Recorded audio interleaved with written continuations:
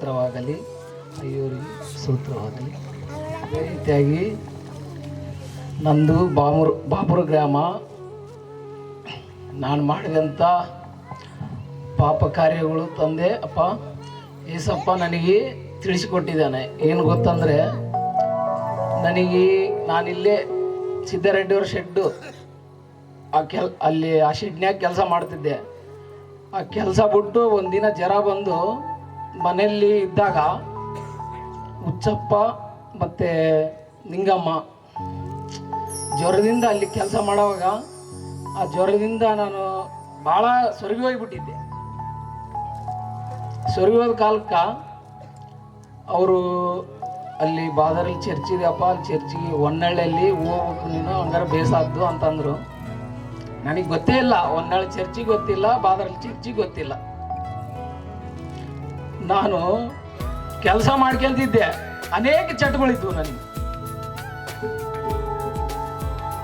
ಕೆಟ್ಟ ಕಾರ್ಯ ಕಡೆ ಬರೇ ಇಸ್ಪೇಟು ಓಸಿ ನಾನು ಮಾಡಲಾರ್ದಷ್ಟು ಪಾಪ ಎಲ್ಲವದು ದೇವರಿಗೆ ವ್ಯತಿರೇಕವಾದ್ದೆ. ವಿಗ್ರಹಾರಾಧನೆ ಪೂಜೆಗನೇ ಮಾಡ್ತಿದ್ದೆ. ಎಷ್ಟು ಪಾಪ ಕಾರ್ಯ ಮಾಡಿದ್ದೀನಿ ಅಂದರೆ ದೇವರಿಗೆ ಉಗ್ರತ ಕೋಪ ನನ್ನ ಮೇಲೆ ಭಾಳಷ್ಟು ಬಂದಿದೆ. ಅದಕ್ಕೆ ನಾನು ಕ್ಷಮೆ ಕೇಳ್ಕೊಂತ ಇದ್ದೀನಿ ದೇವರನ್ನು. ಈ ಸಾಕ್ಷಿ ಹೇಳ್ತಾ ಇದ್ದೀನಿ. ನಾನು ನಿಜವಾಗಿ ಹೇಳ್ಬೇಕಂದ್ರೆ ನಾನು ಮಾಡಿದಷ್ಟು ಪಾಪ ಯಾರಾದ್ರೂ ಮಾಡಿದಾರೋ ಗೊತ್ತಿಲ್ಲ ನನಗೆ. ಇಲ್ಲಿ ಅಲ್ಲಿ ಬರ್ತತೇನೋ, ಇಲ್ಲಿ ಬರ್ತತೇನೋ ಹಣ, ಅಲ್ಲಿ ಸಿಗ್ತತೇನೋ, ಇಲ್ಲಿ ಸಿಗ್ತತೇನೋ, ಎಷ್ಟೋ ನನಗೆ ಆಸಕ್ತಿ ಜಗ್ಗಿ ಇದು ಬರ್ತದೆ ಅದು ಬರ್ತದೆ ಅಂತ ಕಾಶಿ ಏನೇನೋ ಮಾಡಿದೆ. ಆ ಪೂಜೆ ಮಾಡಿದೆ. ಆ ಈರಣ್ಣ ಮತ್ತೆ ಮತ್ತೆ ಭಾನುವಾರ ಅಂತ ಆ ಭಾನುವಾರಕ್ಕೇ ಹೋದೆ. ಎಲ್ಲ ಬೇಕಾದಲ್ಲೆಲ್ಲ ತಿರುಗಿದೆ. ಆದರೆ ಕರ್ಕೊಂಡೋಗಿ ನನ್ನ ಆ ಜ್ವರದಿಂದ ಬಿಡಿಸಿ ಆಮೇಲೆ ಮತ್ತೆ ನಿಜವಾದ ದೇವರು ಇದಾನೆ ಒಬ್ಬನೇ ಅಂದ್ಕಸಿ ಅಲ್ಲಿ ಹೋದ ಮಗ ನಾನು ದೀಕ್ಷೆ ತಗೊಂಡು ಮಾರುಮನ್ಸು ಹೊಂದಿ ಏಸಪ್ಪ ನಿಜವಾದ ದೇವರು ಅಂತ ತಿಳಿಸಿ ಅವ್ರ ಕಡೆ ನೀನು ಇಷ್ಟು ವರ್ಷ ಮಾಡಿದೀಯಪ್ಪ ಪಾಪ, ಅನೇಕ ನಿನಗೆ ಗೊತ್ತಿಲ್ಲಾರ್ದು ಮಾಡಿದೀ, ಇವಾಗ ಗೊತ್ತಿದ್ದು ಅವ್ರ ಕಡೆ ಹೋಗ್ಬೇಡ, ಅವ್ರನ್ನ ನೋಡಕ್ಕೆ ಹೋಗ್ಬೇಡ, ಅವು ಎಲ್ಲ ಪಾಪದ ಕಾರ್ಯ ಅಂತಂತ ನನಗೆ ಮನುಷ್ಯನಾಗ ದೇವರೇ ಮಾತಾಡ್ದಂಗಾಗಿ. ಅದೇ ರೀತಿಯಾಗಿ 2022ರಲ್ಲಿ ನಾನು ತಗೊಂಡಿದ್ದು 2018ರಲ್ಲಿ 19 ಆಗಬೇಕು ದೀಕ್ಷೆ. ನಾವು ನಮ್ಮ ಹೆಣ್ಮಕ್ಳು ಫಸ್ಟು ಹೋಗಿ ತಗೊಂಡಿವಿ. 2022ರಲ್ಲಿ ನನ್ನ ಸಣ್ಣ ಮಗ ನಿಜವಾಗಿ ನಮಗೆ ಗೊತ್ತಿಲ್ಲ, ಭಾಳ ದುಃಖ. ಆದರೆ ಹಾವು ಕಡ್ದು ಸತ್ತಾನ ಏನೋ ಅವರು ವೀರಣ್ಣನ ಮಾಡ್ತಿದ್ರು. ಮತ್ತೆ ಅದು ಭಾನುವಾರಕ್ಕೆ ಓದ್ತಿದ್ರು, ಹಬ್ಬ ಸಾಲೆ ಅಂತ ಹೆಸರಿಟ್ಟಿದ್ರು, ಏನೇನೋ ಅಂದ್ರು ಅನೇಕ ಜನರು. ಆದರೆ ಜನರ ಮಾತು ಕೇಳಬೇಡಪ್ಪ ಹೆಂಗೋಬಾ, ನಿನ್ ಜನರ ಮಾತು ಕೇಳಬೇಡ. ಈ ಲೋಕದಾಗಿರುವಂಥದ್ದು ನೋಡಬೇಡ, ನೀನ್ ನನ್ನ ಕಡೆ ನೋಡು, ನನ್ನನ್ನೇ ನೋಡು, ನಾನು ನಿನ್ನ ಜೊತೆ ಇರ್ತೀನಿ.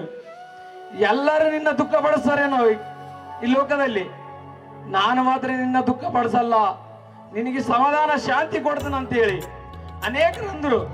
ನಾನು ಬಂಧು ಮಿತ್ರೇ ಅಂದ್ರು. ನಿನ್ನ ಮಗ 7 ವರ್ಷದ ಮಗ 6 ವರ್ಷದ ಮಗ ಕೈ ಬಿಟ್ಟ, ಆದ್ರೆ ನಿನಗೆ ಸ್ವಲ್ಪನೇ ದುಃಖ ಇಲ್ಲ ಅಂದ್ರು. ಆದ್ರೆ ಏಸಪ್ಪ ನನ್ನ ಜೊತೆ ಮಾತಾಡಿದ, ಅಪ್ಪ ನೀನು ಭಯಪಡಬೇಡ, ನಿನಗೆ ನಾನು ಜೊತೆ, ನಿನ್ನ ಕುಟುಂಬಕ್ಕೆ ನಾನು ಜೊತೆ ಅಂತ ಹೇಳಿ ನನ್ನನ್ನು ಧೈರ್ಯಪಡಿಸಿ ನನ್ನ ಕುಟುಂಬಸ್ಥರು ನಮ್ಮ ಹೆಣ್ಮಕ್ಕಳನ್ನು ನನಗೆ ಇಷ್ಟವಾಗಿ ಕೊಟ್ಟಿರುವಂತ, ನನ್ನ ಹೆಸರು ಚೇಂಜ್ ಮಾಡಿ ನಾಗರಾಜ್ ಅಂತಿದ್ದ, ಅದೇ ಜಾನ್ಪಾಲ್ ಅಂತ ಇಟ್ಕೊಂಡಿವಿ. ನನ್ನ ಮಗ ದೊಡ್ಡ ಮಗನ ಹೆಸರು. ನಮಗೆ ಒಳ್ಳೆ ಶಾಂತಿ ಸಮಾಧಾನ. ವೋಯ್ಸ್ ನಂಬರ್ ಆಡಕ್ಕೆ ಹೋಗ್ಬೇಕಂದ್ರೆ ನಮ್ಮಮ್ಮಗೆ ಜಗ್ಗಿ ಸುಳ್ಳು ಹೇಳ್ತಿದ್ದೆ. ನಾನು ಹೇಳಲಾರದಷ್ಟು ಸುಳ್ಳು. ಬೀರುವ ಗೊತ್ತಲ್ಲ, ಬೀರುವನ್ ನೋಡಿರಿ ಯಾರನ್ನ? ಬೀರುವಕ್ಕೆ ಬೀಗಕ್ಕೆ ಅಂತ ಹೋದ್ರೆ ನಮ್ಮಮ್ಮ ಗಡರ್ ತಗೊಂಡು ಎಬ್ಸಿದ್ದೆ. ಗಡಾರ ಗೊತ್ತಾ? ಗಡರ್ ಅಂದ್ರೆ ಗಡರ ತಗೊಂಡು ಎಬಿಸಿ 20,000 ತಗೊಂಡು ಹೋಗಿ ಭಾನುವಾರ ತಾತಕ್ಕೆ ಹೋದ್ನಂತ ಹೋಗಿ ಅಲ್ಲಿ ಓಶಿ ನಂಬರ್ ಆಡಿ ಭಾನುವಾರ ತಾತಂತ ಗಿದ್ದು ಹತ್ಕಂತ ಬಂದು ಚಾಪೆಮ್ಮವ್ವ ಇಲ್ಲೇ ಐತಿ ನೋಡ್ರಿ. ಚಾಪೆಮ್ಮವ್ವ ಅಂತ ಶೆಡ್ನ್ಯಾಗ ಬಂದು ಮಕ್ಕಂದಿದ್ರೆ ನಮ್ಮಮ್ಮ ಹುಡುಕಿ ಅಂತ ಬಂದಿದ್ಲು. ಯಪ್ಪ ರೊಕ್ಕ ಹೋದ್ರು ಹೋಗ್ಲು, ಏನಾದ್ರೂ ಆಗ್ಲು, ನೀನ್ ಬೇಕು ನನಗೆ, ಬಾ ಅಂತ ಕರ್ಕೊಂಬಂದು ನಮ್ಮ ತಾಯಿ.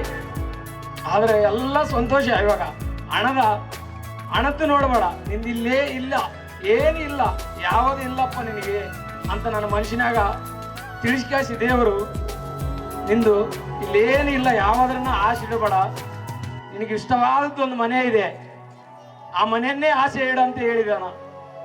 ಅದಕ್ಕಾಗಿ ನಾನು ಯಾವುದನ್ನ ಕೇಳಲಾರ್ದಂಗೆ, ಯಾವುದನ್ನ ನೋಡ್ಲಾರ್ದಂಗೆ, ನನಗೆ ಕೇವಲ ದೇವರು ನನ್ನ ಜೊತೆ ಇದ್ದಾನೆ, ನನಗೆ ಅದೇ ಜೊತೆಗಾರನ ಅಂತ ಹೇಳಿ ಈ ಸಾಕ್ಷಿಯನ್ನು ಹೇಳಿ ಮುಗಿಸ್ತಾ ಇದ್ದೀನಿ. ಆಮೇಲೆ ದೇವರಿಗೆ ಸಾಕ್ಷಿನ ಆಶೀರ್ವಾದ ಮಾಡಲಿ.